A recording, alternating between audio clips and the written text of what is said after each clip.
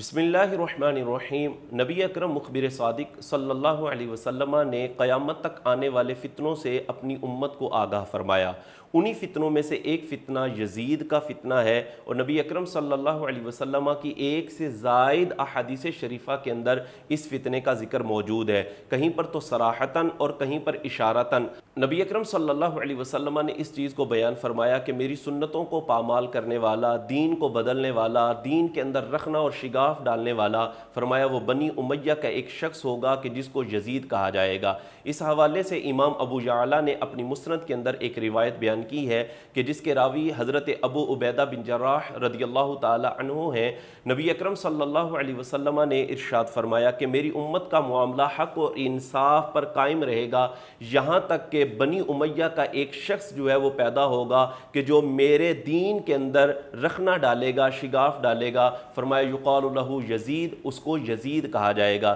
یہ وہ روایت ہے کہ جس کو امام ابو یعلا نے اپنی مسند کے اندر بیان کیا ہے، اور اس حدیث کے سارے راوی جو ہے وہ ثقہ ہیں۔ اسی طرح ایک اور روایت کہ جس کو امام ابن حجر حیتمی رحمۃ اللہ تعالی علیہ نے الصواعق المحرقہ کے اندر، تاریخ الخلفاء کے اندر امام جلال الدین سیوطی شافعی رحمۃ اللہ تعالی علیہ نے بھی اس روایت کو بیان کیا ہے کہ جس کے راوی حضرت سیدنا ابو درداء رضی اللہ تعالی عنہ ہیں۔ نبی اکرم صلی اللہ علیہ وسلم نے ارشاد فرمایا کہ سب سے پہلے جو میری سنت کو بدلے گا، فرمایا وہ بنو امیہ کا ایک شخص ہوگا یقال لہ یزید، کہ جس کو یزید کہا جائے گا۔ تو اس روایت سے بھی یہی پتہ چلتا ہے کہ دین کو بدلنے والا، سنتوں کو پامال کرنے والا، دین کے اندر فساد برپا کرنے والا وہ بنو امیہ کا ایک شخص ہے کہ جس کو یزید کہا جائے گا۔ لہذا یزید کے بارے میں اہل سنت و جماعت کا یہ صراحتاً بالکل واضح موقف ہے کہ یزید ایک فاسق اور فاجر اور ایک پلید شخص ہے،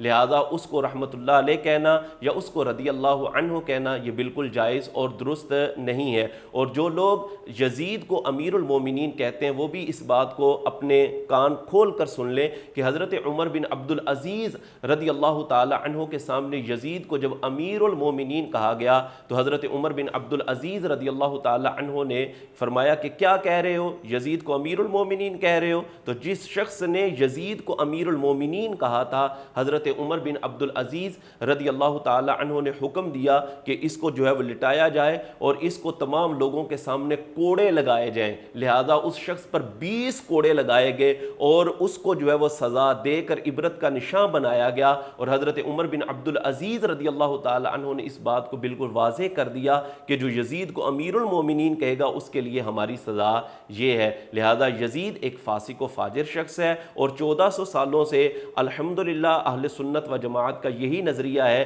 کہ یزید کو امیر المومنین کہنا یا یزید کو رضی اللہ تعالی عنہ کہنا یہ بالکل جائز نہیں ہے، بلکہ وہ ایک فاسق، فاجر اور ایک بہت بڑا ظالم شخص تھا کہ جس نے اہل بیت اطہار رضوان اللہ تعالی علیہم اجمعین پر بڑا ظلم و ستم کیا۔ لہذا وہ لوگ کہ جو معاذ اللہ اس کو امیر المومنین کہہ رہے ہیں یا رضی اللہ تعالی عنہ کہتے ہیں، وہ ہوش کے ناخن لیں اور اپنا عقیدہ درست کریں۔